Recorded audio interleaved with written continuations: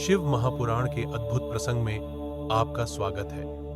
आज हम जानेंगे अध्याय 31 से 34 तक की रहस्यमयी घटनाएं। जब भगवान शिव के क्रोध की सीमा टूटती है, सृष्टि में हलचल मचती है और देवताओं को मिलता है चेतावनी। इस गहन ज्ञान और दिव्य रहस्यों से भरे अध्याय को अंत तक जरूर सुनिए।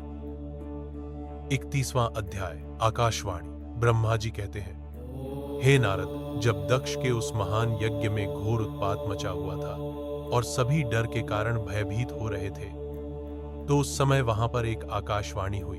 हे मूर्ख दक्ष, तूने यह बहुत बड़ा अनर्थ कर दिया है। तूने शिव भक्त दधीचि के कथन को प्रामाणिक नहीं माना, जो तेरे लिए परम मंगलकारी और आनंददायक था। तूने उनका भी अपमान किया और वे तुझे शाप देकर तेरी यज्ञशाला से चले गए।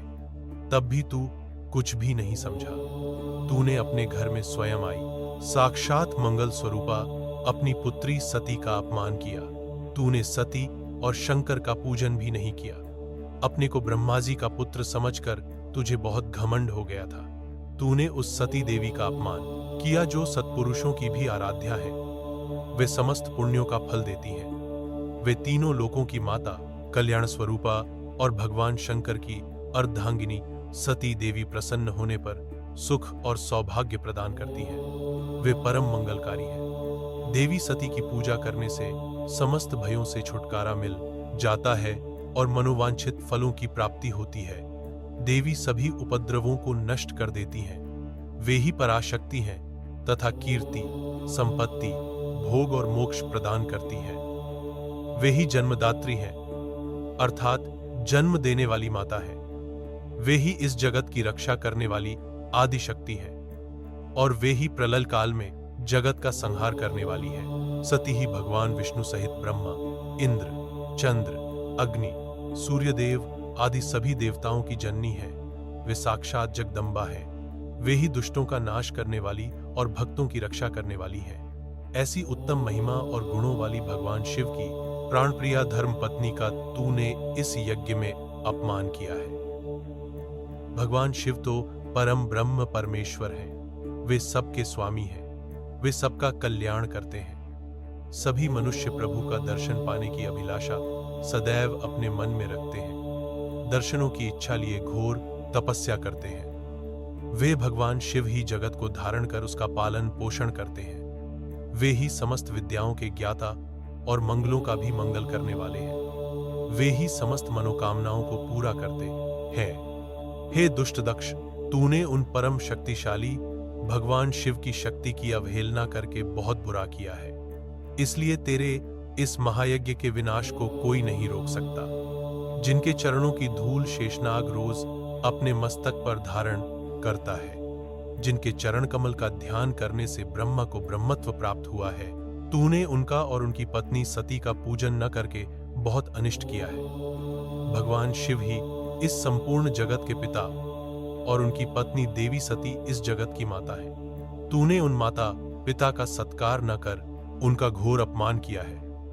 अब तेरा कल्याण कैसे हो सकता है? तूने स्वयं दुर्भाग्य से अपना नाता जोड़ लिया है। तूने देवी सती और भगवान शिव की भक्तिभाव से आराधना नहीं की। तेरी यह सोच ही कि कल्याणकारी शिव का पूजन किए बिना भी मैं कल्याण का भागी हो सकता हूं, तुझे ले डूबी है। तेरा सारा घमंड नष्ट हो जाएगा। यहां बैठा कोई भी देवता शिवजी के विरुद्ध होकर तेरी सहायता नहीं कर पाएगा। यदि करना भी चाहेगा तो स्वयं भी नष्ट हो जाएगा। अब तेरा अमंगल निश्चित है। सभी देवता और मुनिगण यज्ञ मंडप को छोड़कर तुरंत यहां से अपने धाम को चले जाएं, अन्यथा सबका नाश हो जाएगा। इस प्रकार यज्ञशाला में उपस्थित सभी लोगों को चेतावनी देकर वह आकाशवाणी मौन हो गई। शिवजी का क्रोध। ब्रह्मा जी कहते हैं, नारद, उस आकाशवाणी को सुनकर सभी देवता और मुनि आश्चर्य से इधर उधर देखने लगे। उनके मुंह से एक भी शब्द नहीं निकला। वे अत्यंत भयभीत हो गए। उधर भृगु के मंत्रों से उत्पन्न गणों द्वारा भगाए गए शिवगण, जो कि नष्ट होने से बच गए थे, शिवजी की शरण में चले गए। वहां पहुंचकर उन्होंने प्रभु को हाथ जोड़कर प्रणाम किया और वहां यज्ञ में जो कुछ भी हुआ था उसका और सती के शरीर त्यागने का सारा वृत्तांत उन्हें सुनाया। शिवगण बोले, हे महेश्वर, दक्ष बड़ा ही दुरात्मा और घमंडी है। उसने माता सती का बहुत अपमान किया। वहां उपस्थित देवताओं ने भी उनका आदर सत्कार नहीं किया। उस घमंडी दक्ष ने यज्ञ में आपका भाग भी नहीं दिया। हे प्रभु, दक्ष ने आपके प्रति बुरे शब्द कहे। आपके विषय में ऐसी बातें सुनकर माता क्रोधित हो गईं और उन्होंने पिता की बहुत निंदा की। जब दक्ष ने उनका भी अपमान किया तो वे शांत होकर सोचने लगी। फिर उन्होंने वहां उपस्थित सभी देवताओं और मुनियों को फटकारा जिन्होंने आपका अनादर किया था। उन्होंने कहा कि शिव निंदा सुनकर मैं जीवित नहीं रह सकती। यह कहकर उन्होंने योगाग्नि में जलकर अपना शरीर भस्म कर दिया। यह देखकर बहुत से पार्षदों ने माता के साथ ही अपने शरीर की आहुति दे दी। तब हम सब शिवगण उस यज्ञ को विध्वंस करने के लिए तेजी से आगे बढ़े, परंतु भृगुषि ने मंत्रों द्वारा गणों को उत्पन्न कर हम पर आक्रमण कर दिया। हम में से बहुत से गणों को उन भृगु के गणों ने मार डाला।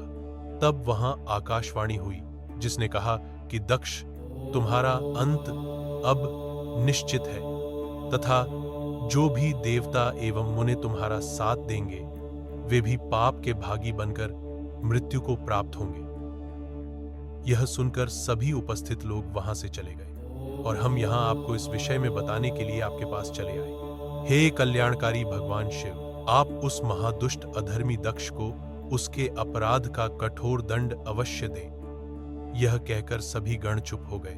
ब्रह्मा जी बोले, हे नारद, अपने पार्षदों की बातें सुनकर भगवान शिव ने उस यज्ञ की सारी बातें और जानकारी जानने के लिए तुम्हारा स्मरण किया।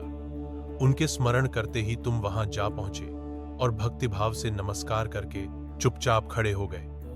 तब महादेव जी ने तुमसे दक्ष के यज्ञ के विषय में पूछा। तब तुमने उत्तम भाव से उस यज्ञशाला में जो हुआ था वह सब वृत्तांत उन्हें सुना दिया। सारी बातों से अवगत होते ही भगवान शिव अत्यंत क्रोधित हो गए। पराक्रमी शंकर के क्रोध का कोई अंत न रहा। तब लोक संहारी शंकर ने अपनी जटा का एक बाल उखाड़कर उसे कैलाश पर्वत पर दे मारा। जैसे ही वह बाल जमीन पर गिरा उसके 2 टुकड़े हो गए। उस समय वहां बहुत भयंकर गर्जना हुई। बाल के प्रथम भाग से महापराक्रमी महाबली वीरभद्र प्रकट हुए जो समस्त शिवगणों में शिरोमणि है। उनका शरीर बहुत बड़ा और विशाल था। उनकी 1000 भुजाएं थीं। उस जटा के दूसरे भाग से अत्यंत भयंकर और करोड़ों भूतों से घिरी हुई महाकाली उत्पन्न हुई। उस समय रुद्रदेव के क्रोधपूर्वक सांस लेने से 100 प्रकार के ज्वर और अनेक प्रकार के रोग पैदा हो गए। वे सभी शरीरधारी, क्रूर और भयंकर थे। वे अग्नि के समान तेज से प्रज्वलित थे। तब वीरभद्र और महाकाली ने दोनों हाथ जोड़कर भगवान शिव को प्रणाम किया। वीरभद्र बोले, हे महारुद्र, आपने सोम, सूर्य और अग्नि को अपने तीनों नेत्रों में धारण किया है। हे प्रभु, कृपा कर मुझे आज्ञा दीजिए कि मुझे क्या कार्य करना है। क्या मुझे पृथ्वी के सभी समुद्रों को एक क्षण में सुखाना है या संपूर्ण पर्वतों को पीसकर पल भर में ही मसलकर चूर्ण बनाना है? हे प्रभु, मैं इस ब्रह्मांड को भस्म कर दूं या मुनियों को जला दूं? भगवान, आपका आदेश पाकर मैं समस्त लोकों में उलट पुलट कर सकता हूं। आपके इशारा करने से ही मैं जगत के समस्त प्राणियों का विनाश कर सकता हूं। आपकी आज्ञा पाकर मैं इस संसार में सभी कार्यों को कर सकता हूं। हे प्रभु, मेरे समान पराक्रमी न तो कोई हुआ है और न ही होगा। भगवान, आपकी आज्ञा से हर कार्य सिद्ध हो सकता है। मुझे ये सभी शक्तियां आपकी ही कृपा से प्राप्त हुई हैं। बिना आपकी आज्ञा के एक दिन का भी नहीं हिल सकता है। हे करुणानिधान, मैं आपके चरणों में प्रणाम करता हूं। आप अपने कार्य की सिद्धि की जिम्मेदारी मुझे सौंपिए। मैं उसे पूर्ण करने का पूरा प्रयास करूंगा। हे प्रभु, आपके चरणों का मैं हर समय चिंतन करता रहता हूं। आपकी भक्ति परम उत्तम है। आप बिना कहे ही अपने भक्तों की समस्त इच्छाओं को पूरा करके उन्हें मनोवांछित और अभीष्ट फल प्रदान करते हैं। आप भक्तवत्सल हैं। भगवान, मुझे कार्य करने का आदेश दें तथा साथ ही उस कार्य की सफलता का भी आशीर्वाद दें। ब्रह्मा जी बोले, हे मुनिश्रेष्ठ, वीरभद्र के ये वचन सुनकर शिव जी को बहुत संतोष हुआ तथा उन्होंने वीरभद्र को अपना आशीर्वाद प्रदान किया। भगवान शिव बोले, पार्षदों में श्रेष्ठ वीरभद्र, तुम्हारी जय हो। ब्रह्मा जी का पुत्र दक्ष बड़ा ही दुष्ट है, उसे अपने पर बहुत घमंड है। इस समय वह एक बहुत बड़ा यज्ञ कर रहा है। उसने उस यज्ञ में मेरा बहुत अपमान किया है। मेरी पत्नी ने मेरा अपमान होता हुआ देखकर उसी यज्ञ की अग्नि में अपने शरीर को भस्म कर दिया है। अब तुम सपरिवार उस यज्ञ में जाओ।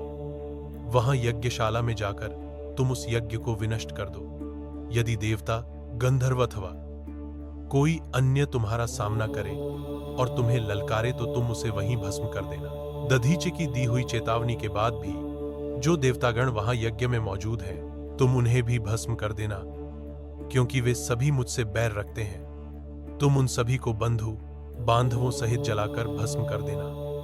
वहां कलशों में भरे हुए जल को पी लेना। इस प्रकार वैदिक मर्यादा के पालक भक्तवत्सल करुणानिधान शिव ने क्रोधित होकर वीरभद्र को यज्ञ का विनाश करने का आदेश दिया।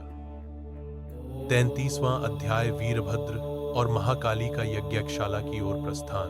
ब्रह्मा जी कहते हैं, नारद, महेश्वर के आदेश को आदरपूर्वक सुनकर वीरभद्र ने शिव जी को प्रणाम किया।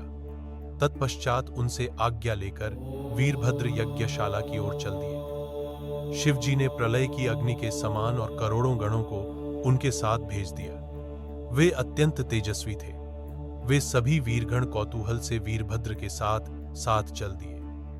उसमें हजारों पार्षद वीरभद्र की तरह ही महापराक्रमी और बलशाली थे। बहुत से काल के भी काल भगवान रुद्र के समान थे। वे शिवजी के समान ही शोभा पा रहे थे। तत्पश्चात वीरभद्र शिवजी जैसा वेश धारण कर ऐसे रथ पर चढ़कर चले जो 400 हाथ लंबा था, और इस रथ को 10,000 शेर खींच रहे थे, और बहुत से हाथी, शार्दूल, मगर, मत्स्य उस रथ की रक्षा के लिए आगे आगे चल रहे थे।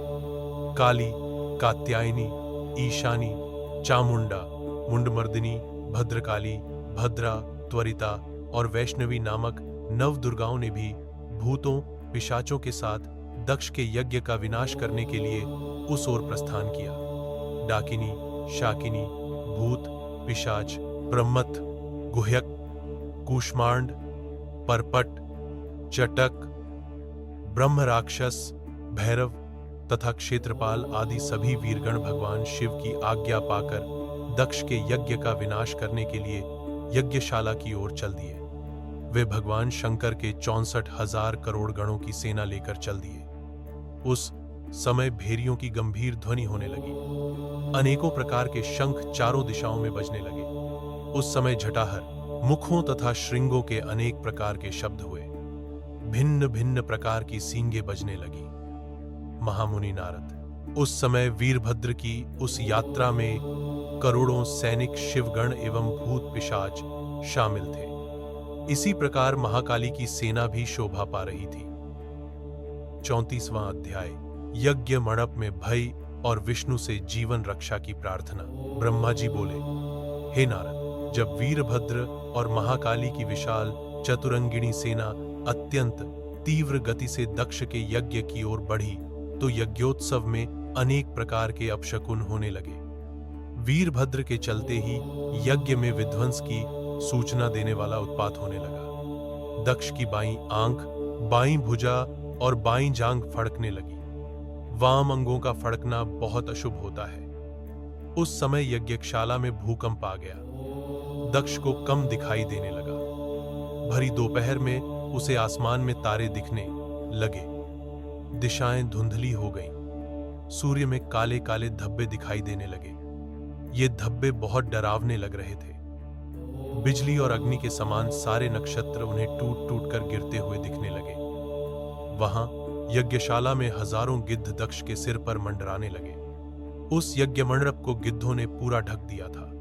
वहां एकत्र गीदड़ बड़ी भयानक और डरावनी आवाजें निकाल रहे थे। सभी दिशाएं अंधकारमय हो गई थी। वहां अनेक प्रकार के अपशकुन होने लगे। फिर उसी समय वहां आकाशवाणी हुई, ओ महामूर्ख, दुष्ट दक्ष, तेरे जन्म को धिक्कार है। तू बहुत बड़ा पापी है। तूने भगवान शिव की बहुत अवहेलना की है। तूने देवी सती, जो कि साक्षात जगदम्बा रूप है, का भी अनादर किया है।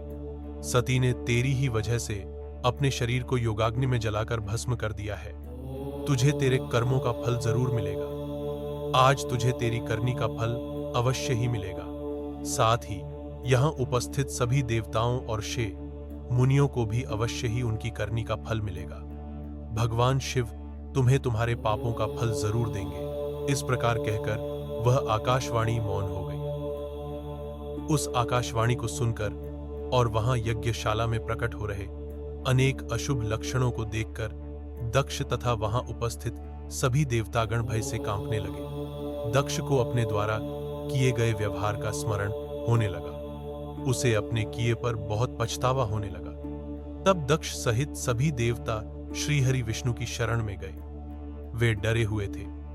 भय से कांपते हुए वे सभी लक्ष्मीपति विष्णु जी से अपने जीवन की रक्षा की प्रार्थना करने लगे। अगले अध्यायों में जानिए और भी रोचक घटनाएं। अगर आपको यह कथा पसंद आई हो तो इसे लाइक करें, शेयर करें और भक्ति वाइब्स चैनल को सब्सक्राइब करना न भूलें। हर अध्याय में जुड़िए हमारे साथ इस आध्यात्मिक यात्रा में। हर हर महादेव।